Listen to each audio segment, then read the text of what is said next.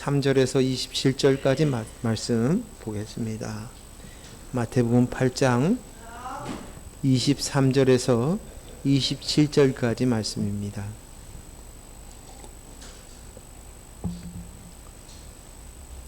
우리 교독하겠습니다. 배에 오르심에 제자들이 따랐더니 바다에 큰 놀이 일어나 배가 물결에 덮이게 되었는데 예수께서는 주무시는지라.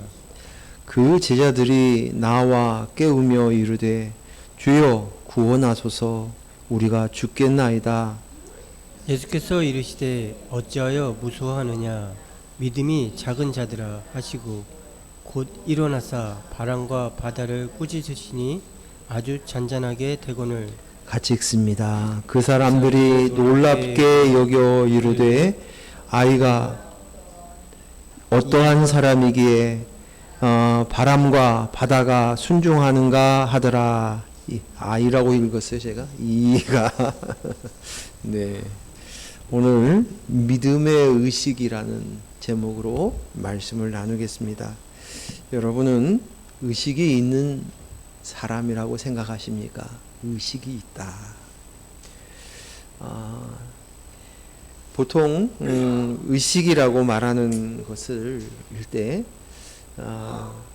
정말 깨어있다, 깨어있는 사람을 의식이 있는 사람이다 라고 표현을 하지요.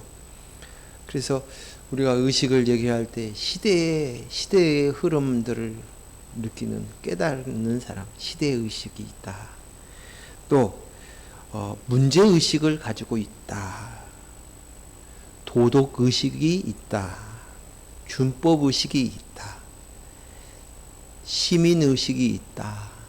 그 다음에 사회의식이 있다. 그리고 민족의식이 있다.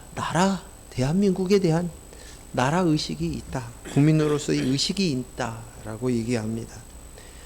의식이 있다는 말은 정확한 기준이 있다는 것이고 그 기준으로 세상을 바라보는 것입니다. 생각과 가치관이 있다는 것입니다.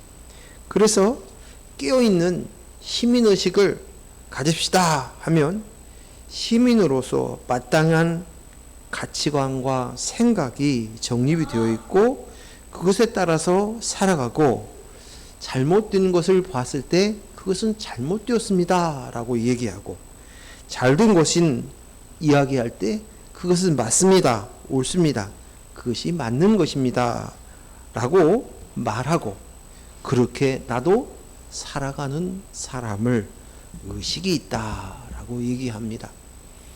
보통 의식이 있다라는 말은 사람이 이제 혼수 상태, 코마 상태에 있다가 깨어났을 때 의식이 돌아왔다라고도 얘기합니다.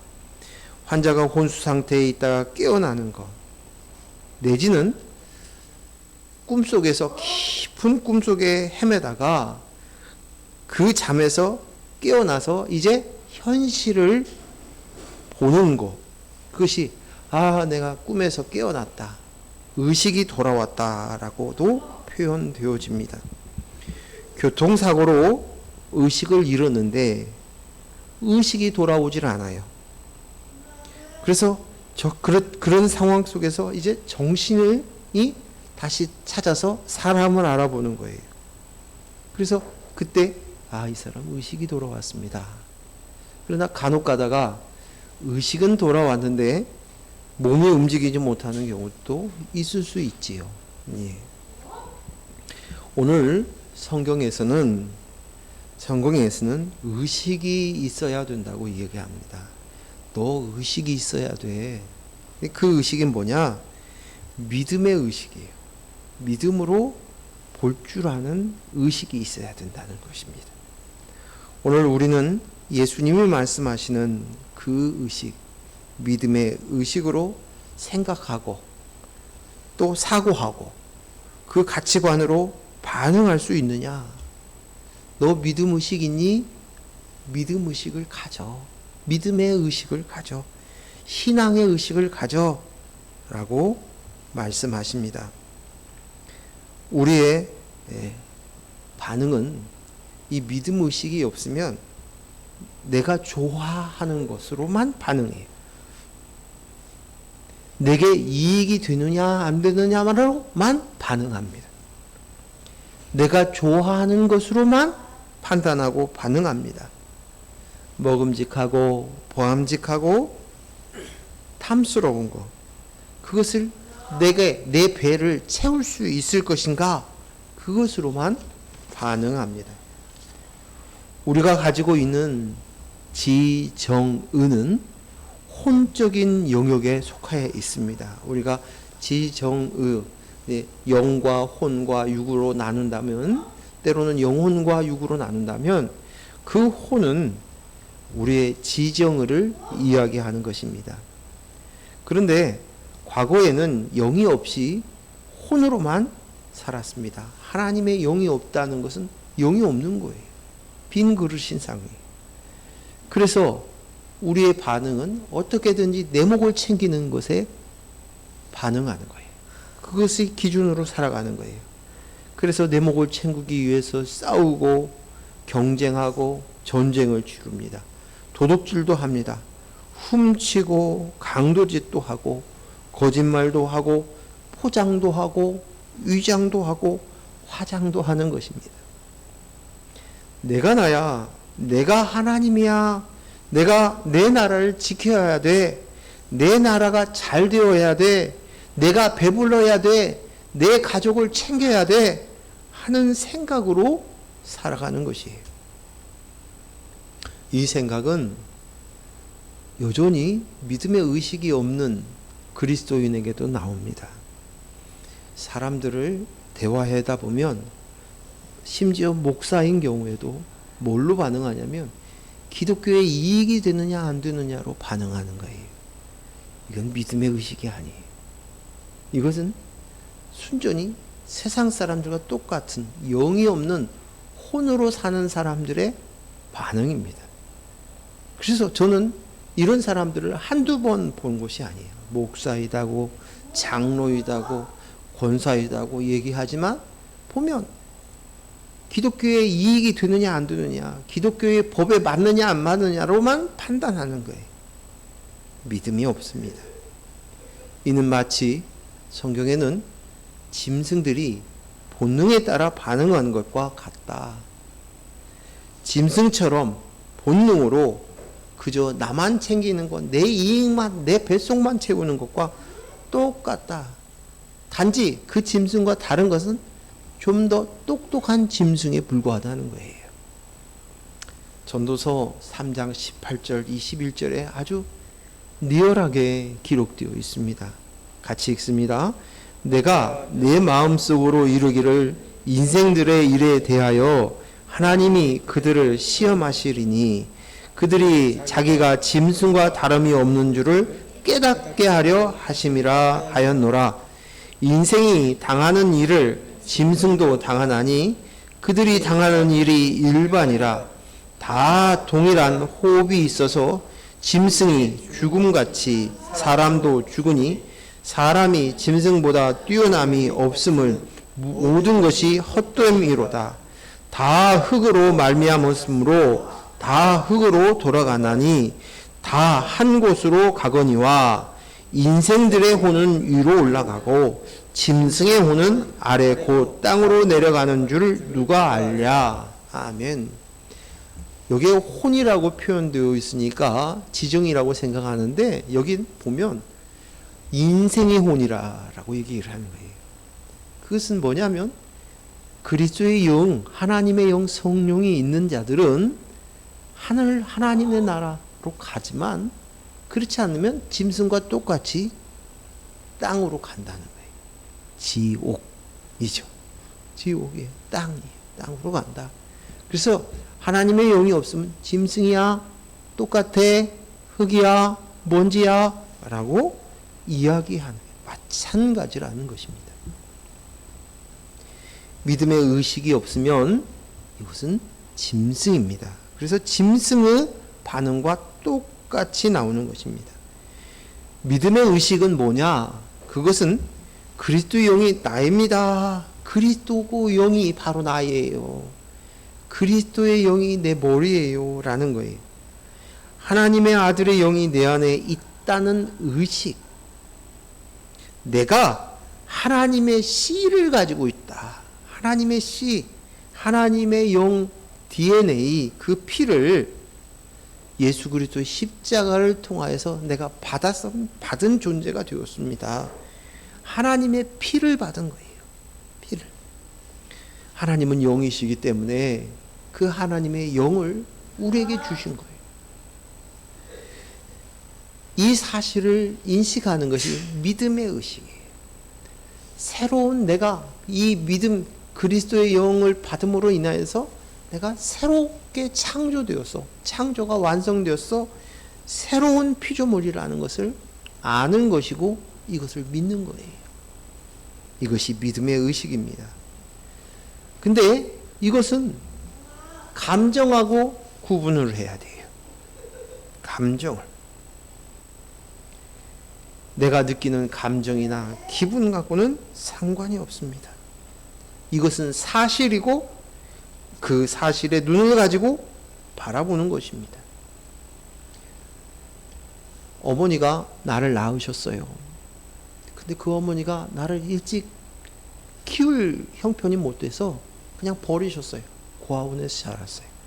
수십 년이 지나서 어머니를 만났어요. 그분이 어머니라는 것은 사실이. 근데 내가 어머니라는 생각에 느낌이 없는 거예요. 감정이 없는 거예요. 그러나 그분이 나를 낳은 피를 나눠준 어머니인 것은 분명한 거예요. 그래서 이 감정이나 기분에 속아서는 안 되는 거예요. 자꾸만 우리는 느끼려고만 해요. 그러니까 혼이 느끼려고 하는 거예요. 지정의 감정이 느낌이 느끼려고 하는 거예요. 그러나 이것은 사실이에요. 믿음을 표현할 때 성경에서 겨자씨만한 믿음이 있으면이라고 표현합니다. 믿음을 왜 겨자씨에 비유했는가를 생각해 봐야 돼요. 겨자씨는 아주 작은 씨앗이에요. 전 직접 봤는데 정말 우리 유건 씨의 눈곱보다도 더 작아.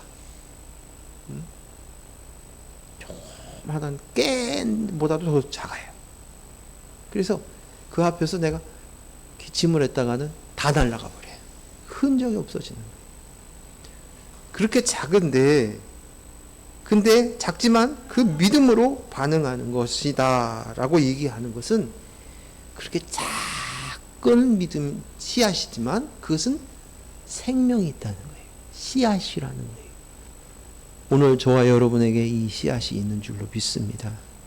우리 눈으로 보기에 믿음은 크지 않아도 정말 눈곱만한 이 조그만한 이 씨앗이 계시지만 그러나 이것은 씨앗이라는 거예요. 믿음으로 반응하는 것은 영적 의식이 있다는 것이에요. 영적 의식이 없으면 우리는 어떻게 반응하냐면 우리가 가지고 있는 무의식으로 반응합니다. 인간의 무의식은 어머니의 태중에서부터 심겨진 세상의 가치관이고 인본으로부터 들어온 생각들입니다. 그리고 이것들은 무방비 상태에서 그냥 내게 심겨졌어요. 땅 위에 그냥 심겨진 거예요. 심지도 않았는데 옥상에 가보니까 별개 다 나와요. 분명히 내가 심은 건 아닌데 그냥 심겨진 거예요. 그렇게 무방비 상태로 심겨진 것이. 그런데 인간의 행동은 80%의 무의식과 20%의 의식으로 반응합니다. 그리고 그것으로 살아가는 것이. 이것들은 분명히 사단이 씨 뿌린 거예요. 이 생각들이, 이 가치관들이, 이 율법으로 해, 이 행위로 증명해봐, 이것으로 반응하게 만드는 것입니다. 영적 의식이 없으면 이 무의식으로 반응할 수밖에 없다는 거예요. 오늘 본문은 예수님께서 많은 무리를 가르치시고 병자들도 고치시고 귀신도 쫓아내셨습니다. 하루를 아주 바쁘게 또 피곤하게 그렇게 보내시고 이제 배를 타고 이동 중에 있었습니다. 그런데 오늘 보니 본문의 24절에 보니 바다에 큰 놀이 일어나 배가 파산할 수 있는 큰 위험에 빠졌는데 그 옆에 예수님은 주무시고 계신다라고 말씀합니다. 24절 같이 읽습니다. 바다에 큰 놀이 일어나 배가 물결에 덮이게 되었으되 예수께서는 주무시는지라. 여기에 이 큰 노을이라는 것은 바다 같은 큰 넓은 물에서 크게 움직이는 물결, 물 노을이 일어났다라는 말입니다. 이것은 갑자기 큰 노을이 일어나면 어떤 일이 벌어지냐면 배를 삼킬 수 있는 아주 위험한 순간으로 곧 죽을 수 있는 아주 급박한 생명을 잃어버릴 수 있는 그런 급박한 순간입니다. 제자들은 혼비백산하여 어찌할 줄 모르고 있습니다.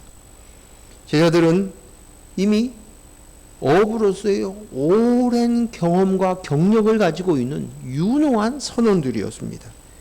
그렇기 때문에 이 갑작스럽게 일어난 이 큰 노을이 자신들을 위험에 빠뜨리고 생명을 앗아갈 수 있다는 것을 너무너무 잘 알고 있었기 때문에 지금 혼비백산하며 예수님께 달려간 것입니다.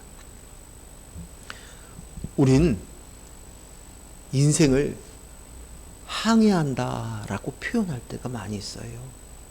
그죠? 인생에 항해하고 가다 보면 이 내 인생의 배가 생각지도 못한 위험을 맞이할 수 있습니다. 오늘 큰 노을이 일어나는 것처럼 말입니다.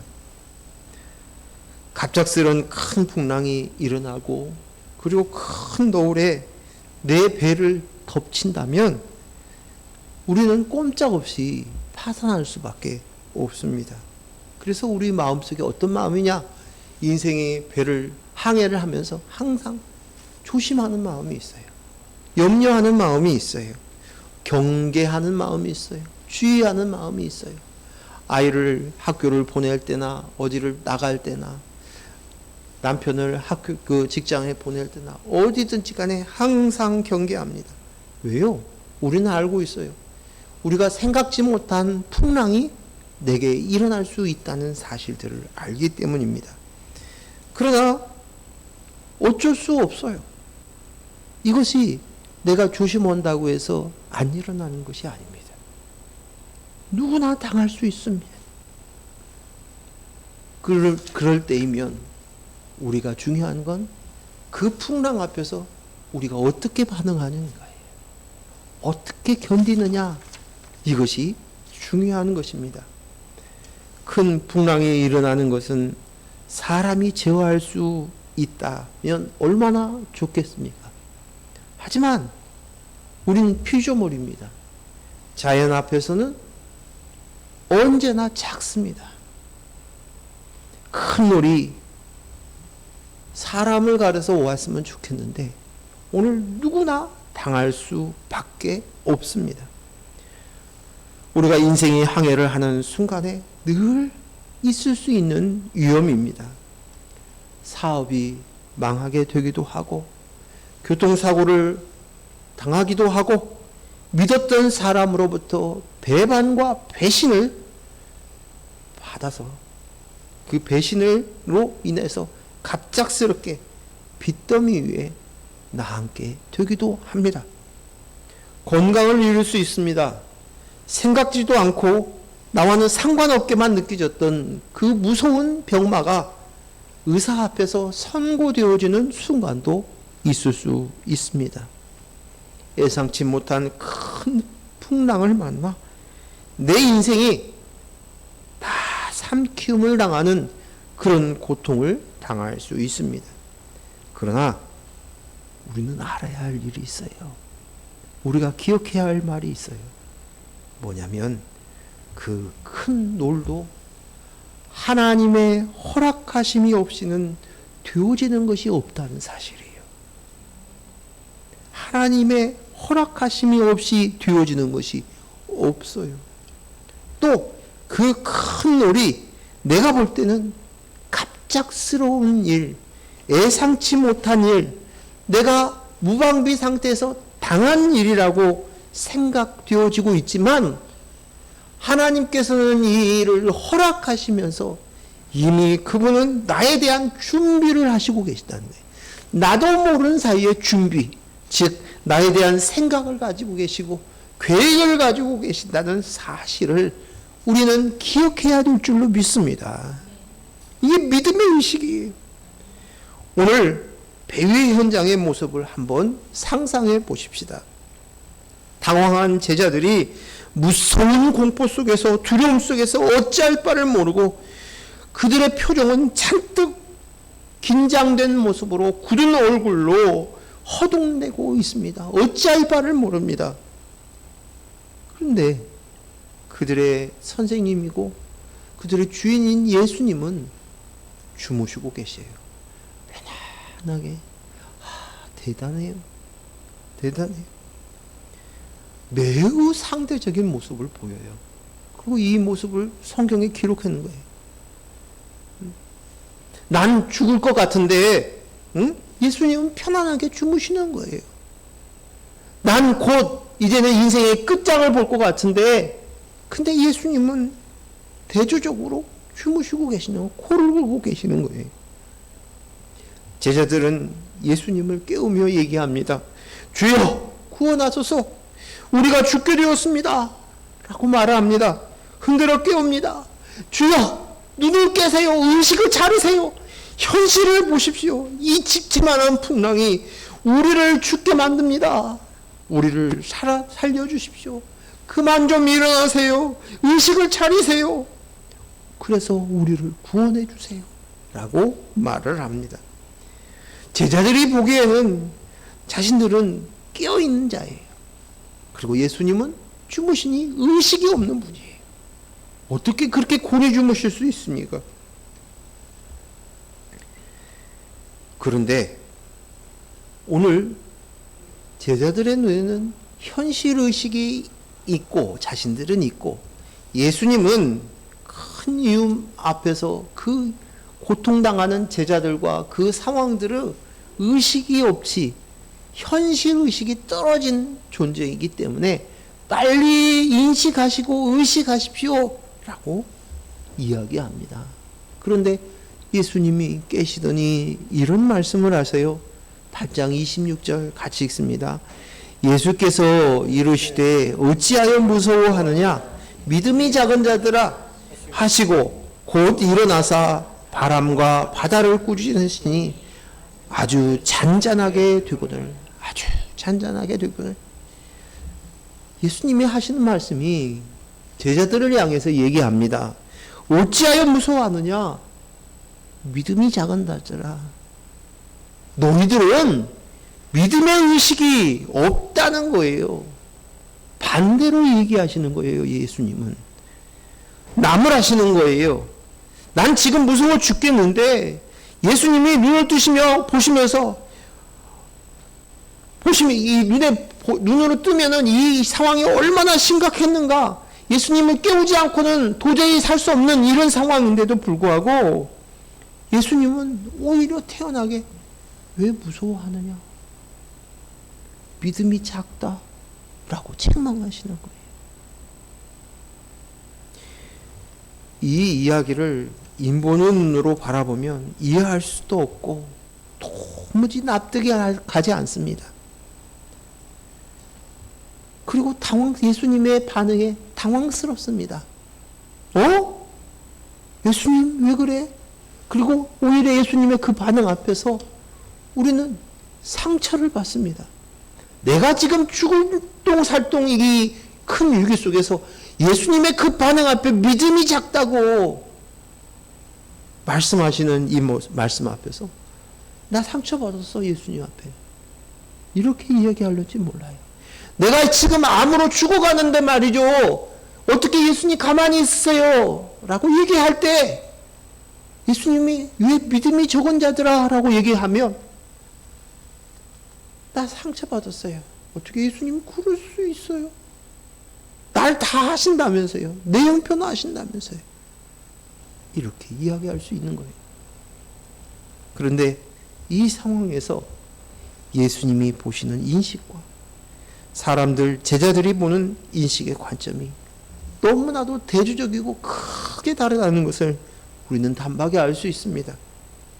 제자들은 이 땅의 위험을 보고 내가 나야의 그 인본으로 반응했고, 그 반응은 자신을 보호하려고 하고 자신의 안전을 지켜야 되고 자신의 뱃속을 챙겨야 되고 내 인생을 챙겨야 되는 무의식으로 반응할 수밖에 없어요.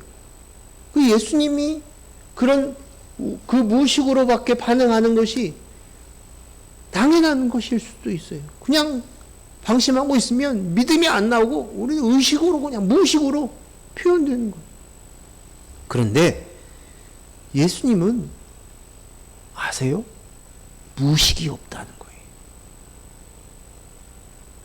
예수님은 무의식이 없어요.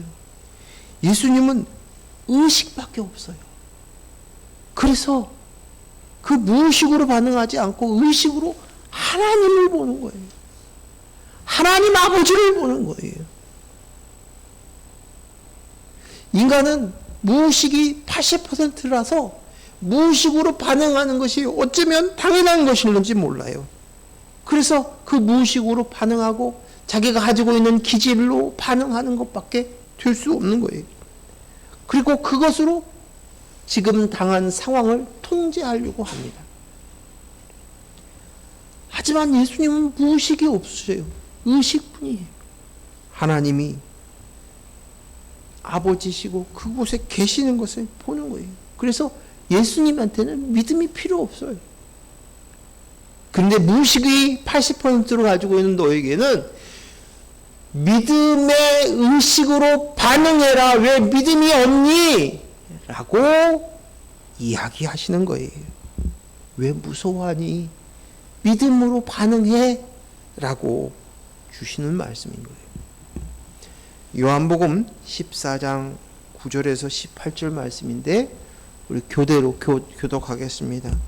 예수께서 이르시되 빌립아 내가 이렇게 오래 너희와 함께 있으되 내가 나를 알지 못하느냐? 나를 본 자는 아버지를 보았거늘 어찌하여 아버지를 보이라 하느냐? 10절 내가 아버지 안에 거하고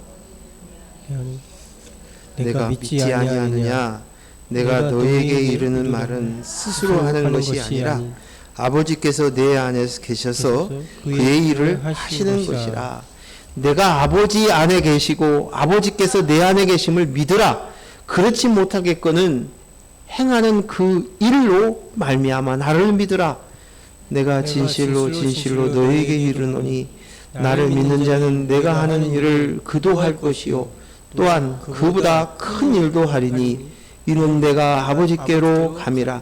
너희가 내 이름으로 무엇을 구하든지 내가 행하리니 이는 아버지로 하여금 아들로 말미암아 영광을 받으시게 하려 함이라. 내 이름으로 무엇이든지 내가 구하면 내가 행하리라. 너희가 나를 사랑하면 나의 계명을 지키라. 내가 아버지께 구하겠으니 그가 또 다른 보혜사로 너희에게 주사 영원토록 너희와 함께 있게 하리니 그는 진리의 영이라. 세상에 능히 그를 받지 못하나니 이는 그를 보지도 못하고 알지도 못함이라. 그러나 너희는 그를 아나니 그는 너희와 함께 거하시며 또 너희 속에 계셨습니다. 그러나 너희는 그를 아나니 그는 너희와 함께 거하시며 또 너희 속에 계시겠습니다. 내가 너희를 고아와 같이 버려두지 아니하고 너희에게로 오리라. 아멘. 오늘 이 말씀을 잘 읽고 묵상해야 돼요. 제가 전에 있었던 교회의 목사님은 이 요한복음 14장 12절 말씀을 가지고 믿음의 삶을 살으라고, 여러분은 모든 것을 감당할 수 있는 힘이 있다고, 능력이 있다고 말씀을 전하면서 그 소리에 앞에서 아멘으로 반응하는 것을 보았어요. 근데 그 말씀이 아니잖아요. 이 말씀이 무슨 말씀인지를 모르고 그냥 가르치고 그냥 인본으로 이 말씀을 받은 거예요. 예수님은 하나님이십니다. 아멘. 하나님이세요. 예수님 안에 하나님 아버지가 계시고 예수님이 하는 것은 하나님이 하시는 것입니다. 예수님의 의식은 하나님의 아들로서 정확히 하나님을 알아보고 계십니다. 보고 계십니다. 그리고 우리에게는 믿음을 주셔서 이제 하나님을 보라고 말씀하십니다. 내 속에 예수님의 영, 그리스도의 영, 진리의 영이신 진리의 영이 우리 안에 거하고 그가 너희를 인도하고 너희를 보호하는 보혜사다고 말씀하십니다. 보혜사의 성령, 진리의 영, 그리스도의 영이 내 속에 계심을 아는 것을 의식하는 것, 이것이 바로 믿음입니다. 믿음으로 의식하는 거예요. 믿음이 크든 작든 그 믿음의 사실을 인식하고 반응하라는 거예요. 이것이 믿음의 의식으로 반응하는 것이에요. 마태복음 17장 20절 말씀 같이 읽습니다. 이르시되 너희 믿음이 작은 까닭이니라 진실로 너희에게 이르노니 만일 너희에게 믿음이 겨자씨 하나만큼만 있어도 이 산을 명하여 여기서 저기로 옮길지라 하면 옮겨질 것이요 또 너희가 못할 것이 없으리라. 겨자씨는 아까도 얘기했지만 씨앗이에요. 눈으로 보기에는 너무 보잘것없이 작아요. 그런데 씨앗이라는 말은 생명이 있다는 것이에요. 너희가 믿음이 작아도 생명이 그리스도의 영이 있어요. 네 지정 위에 아직 그 인식이 부족하더라도 너희가 알아야 할 것이 있어. 너는 씨가 있어. 하나님의 씨가 네 안에 있다라는 거예요. 그 씨앗이 너희가 반응하라는, 그 씨앗이 있다는 사실을 인지하라는 거예요. 때로는 내 감정이 인식이 안 될 수가 있어요. 이 상황 속에서. 또 내 마음이 그렇지 못할 수도 있어요. 내 생각이 그렇지 못하고 그래서 그렇기 때문에 내가 다르게 행동할 수도 있어요. 하지만 잊지 마. 너희 안에 이미 하나님께서 하나님의 은혜로 예수 그리스도의 십자가의 사건으로 하나님의 씨를 너한테 주었어. 이 사실을 알라는 거예요. 그런데 이 사실을 언제 아느냐? 사건이 일어났어요. 큰 놀이 일어나서 풍랑이 일어나서 집집하는 파도가 이제는 내 배를 다 삼킬 것 같은 그런 위기 속에서도 너가 잊지 말아야 될 것은 내 속에 씨가 있습니다. 그리스도의 영이 있습니다. 나는 그리스도의 영으로 나는 하나님의 아들이 되었습니다. 아들입니다. 이거예요. 아는 그리스도의 영을 아는 그 의식으로 반응해야 된다. 겨자씨는 비록 작지만 생명이 있는 씨앗이에요. 여러분이 가지고 있는 그 씨앗은 겉으로 보기에 작아보고 보잘것없이 사람들 눈에 보이지 않다 할지라도 그 생명의 복음의 씨앗이 너에게 있다는 것을 알라. 이게 믿음의 의식입니다. 큰 놀이 일어나 풍랑이 나서 죽을 것 같은 위험이 오니 어찌할 바를 모르며 우왕좌왕하지만 말고 그 순간 이 사실 믿음의 눈으로 내가 하나님의 아들이에요. 하나님이 내 아버지십니다. 내 안에 그리스도 영이 계십니다. 말씀하라. 이야기 반응하라는 거예요. 너 하나님의 아들이지. 이 속에서 하나님이 계시지. 이 의식을 너희가 분명히 가지고 살라고 말씀하십니다.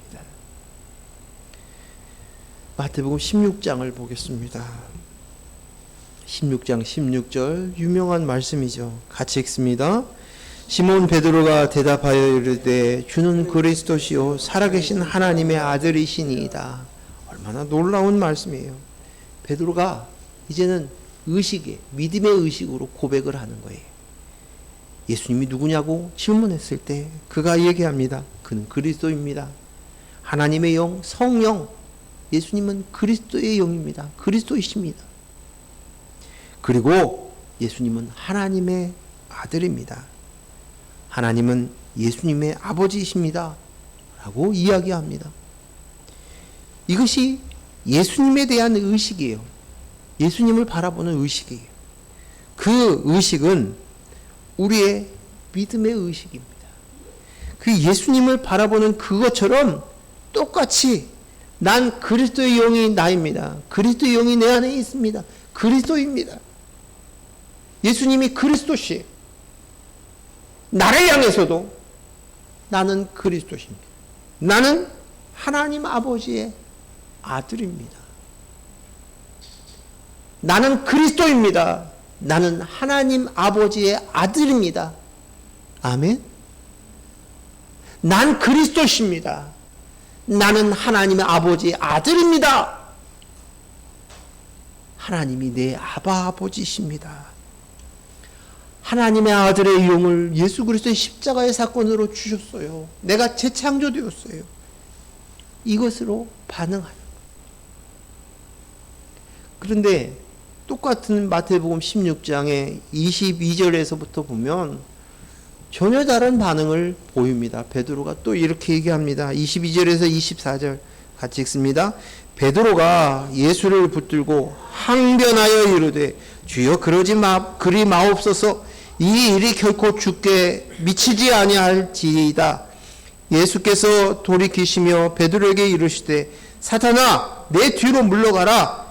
너는 나를 넘어지게 하는 자로다. 내가 하나님의 일을 생각하지 아니하고 도리어 사람의 일을 생각하는도다 하시고 이에 예수께서 제자들에게 이르시되 누구든지 나를 따라오려거든 자기를 부인하고 자기 십자가를 지고 나를 따를 것이니라.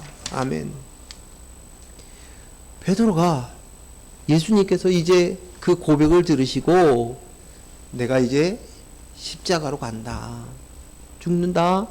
그리고 3일 만에 부활할 거야. 라고 얘기하니까 베드로가 이렇게 얘기하는 거예요. 조금 전에 믿음의 의식으로 반응했던 그가, 그 고백이었던 그가 예수님 그렇게 하지 마세요.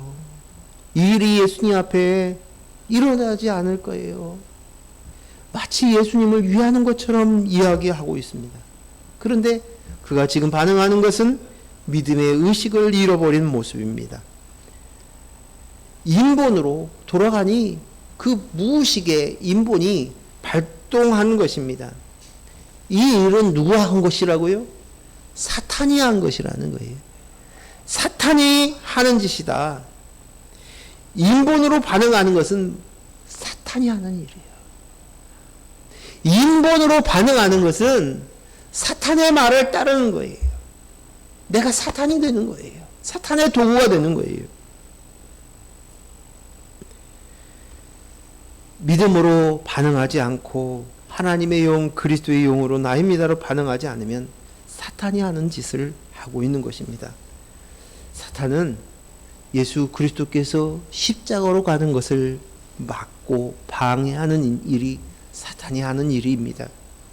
그리고 그리스도의 영이 있는 저와 여러분이 이젠 예수 그리스도의 십자가로 말미암아 얻은 그리스도의 영으로 납니다로 가지 못하도록 우리도 십자가로 가는 것을 방해하는 거예요. 그게 사탄이 하는 거예요. 그래서 너는 자기를 부인하고 제 십자가를 지고 나를 따르라고 말씀하시는 거예요.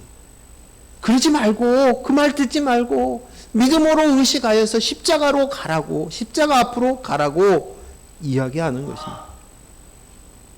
욥기 말씀을 보겠습니다. 욥기 1장 5절 말씀 같이 읽습니다.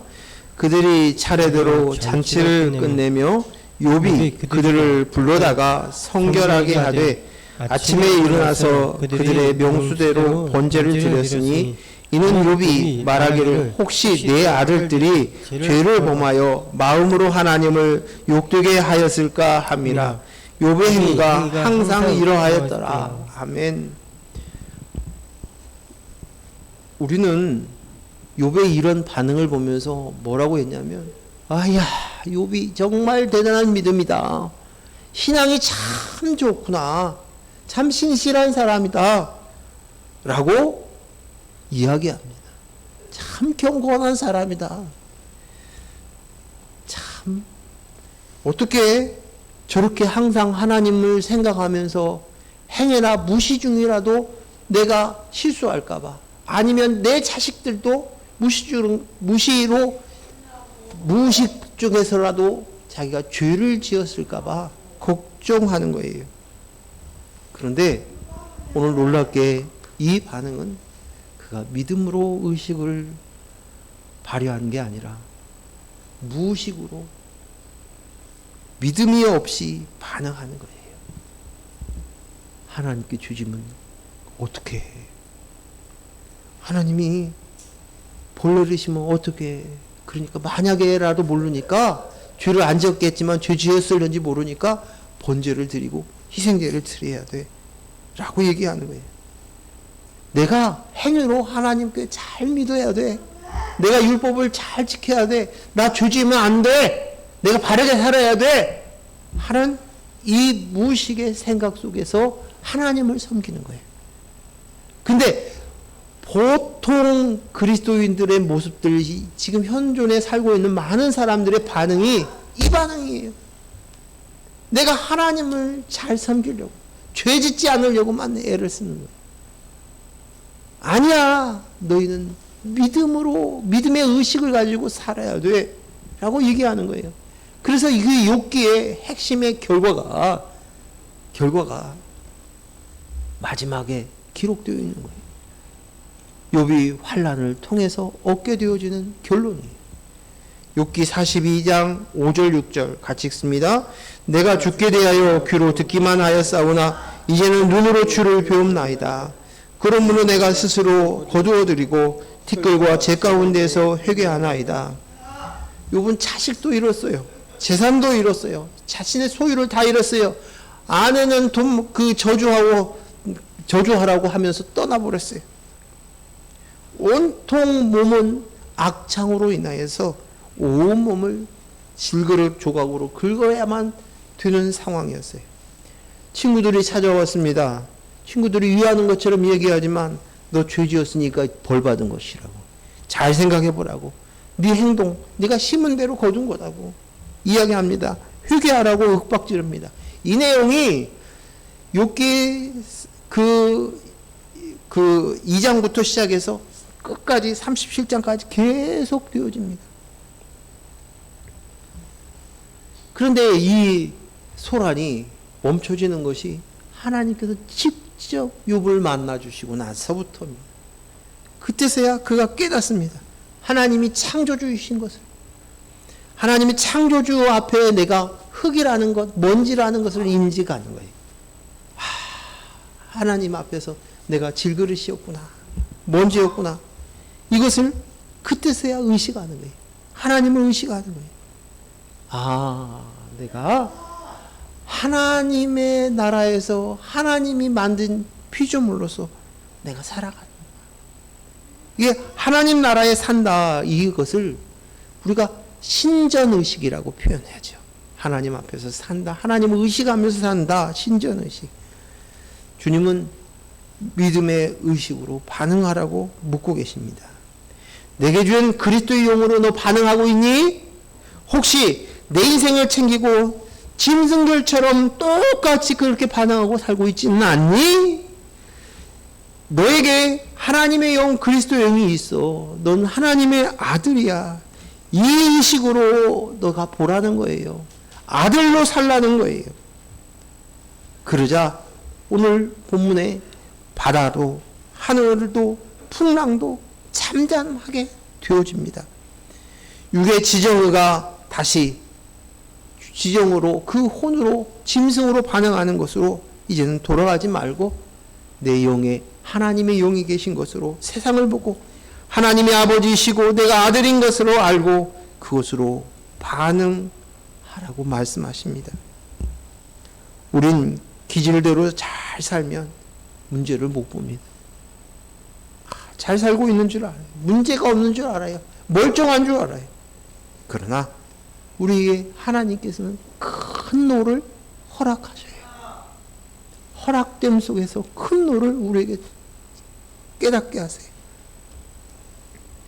내게 무엇이 문제인지를 그것으로 인해서 내 실상을 보게 하십니다. 예수님은 그리스도십니다. 하나님의 아들입니다. 이 말이 예수님을 향한 고백이 아니라 바로 내 고백이 되기를 원하는 거예요. 나는 그리스도의 영이 납니다. 나는 하나님 아버지의 아들입니다. 라는 것이 그저 개나 고양이처럼 짐승처럼 반응하면서 내 인생을 살기 위해서 어떻게 내가 잘 되어야 할 텐데, 성공해야 할 텐데, 내가 무너지면 안 될 텐데, 망해서는 안 될 텐데 벌벌벌벌 떨면서 사는 상태에서 이제 그만 깨어나라는 거예요. 영적 무능력 상태에 있는 그 코마 상태에서 의식을 찾으라는 것이에요. 너희는 영적으로 지금 무의식 상태에 있어. 의식을 차리라고, 믿음의 의식으로 반응하라고 이야기합니다. 우리는, 저와 여러분은 영적인 존재입니다. 영적인 존재입니다. 이 세상 사람들은 육적인 존재이고 이 땅에서 풍성한 삶을 누리려고 사는 자들이에요. 어찌 그들과 같이 반응한단 말입니까? 우리는 예수 그리스도의 십자가로, 하나님의 사랑으로 영적인 존재가 되었습니다. 이것은 이미 이루어졌어요. 여러분의 감정과 상관없이 사실이에요. 사실이에요.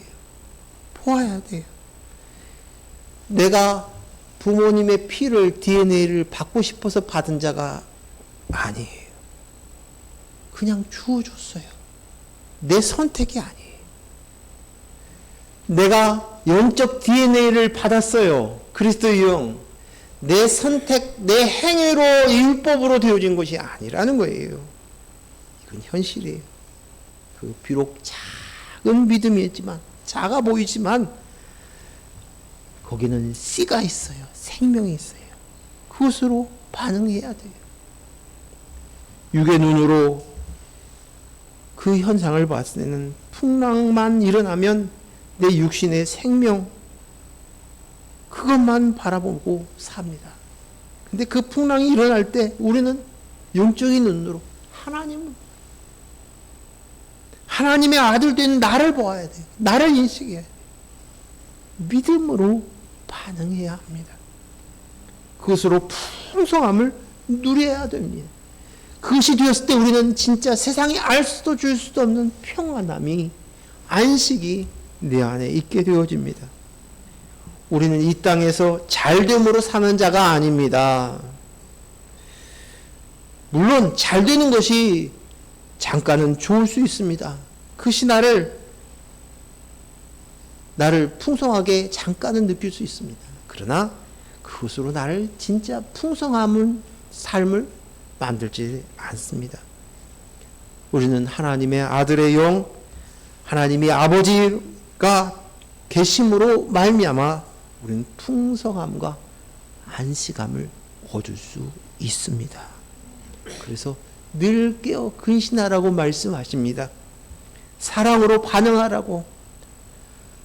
사랑으로 반응하라고. 하나님을 향하여 마음을 다하고 목숨을 다하고 정성을 다하고 생명을 다하여 하나님을 사랑하는 거예요. 하나님 사랑하는 거예요. 하나님으로부터 내가 관계되어졌어요. 사랑은 관계잖아요. 되어졌어요. 그것으로 내 이웃을 내 몸처럼 사랑하는 거예요. 그가 그 안에 그리스도의 영으로 하나님과 관계되었다는 사실, 그와 나와 똑같다는 사실, 이것으로 이웃을 바라봐야 돼요. 내 경쟁의 상대, 내가 물질이, 저 사람은 좋은 옷을 입었는데 나는 메이크업 없는 옷을 입었네. 저 사람은 좋은 아파트에 사는데 나는 작은 아파트에 사네. 자식들이 잘 되었는데 나는 못했네. 이것으로 보지 아니하고 그리스도의 영으로 바라보는 것입니다. 이것이 믿음으로 반응하는, 믿음의 의식이 있는 자입니다. 지난주에 저희가 제 아내하고 같이 경남 하동에 우리 교단에 교회를 섬기는 한 장로님이 의사 선생님이신데 그분을 통해서 많은 암 환자들이 도움을 얻고 또 완치를 건 일들이 있어가지고 소문이 났어요. 그래서 또 제가 소개를 받아서 하동을 가는데 제가 찍어보니까 355km예요. 하동까지 가는데 새벽 4시에 출발해서 아내하고 같이 가고 있는데 한 100km 남겨놓고 255km쯤 지났을 때 이게 차에서 소리가 나기 시작하는 거야. 소리가 나요. 잔뜩 긴장이 되는 거예요. 그 일단 휴게소에 서서 그것을 보네트를 열어보고 하는데 전에 한번 들었던 소리예요. 전에 명절 갔을 때 그 소리가 나가지고 그때를 레카를 불러가지고 가서 고쳐가지고 왔는데 그 소리가 또 나는 거예요. 이거 이대로 가다가는 어떻게 되지? 근데 예약 시간이 있어요. 시간이.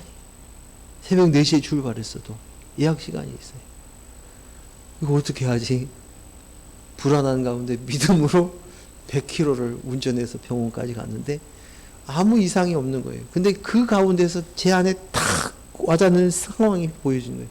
내 현실이 보여지는 거예요. 제 아내가 암이었다가 또 재발을 했어요.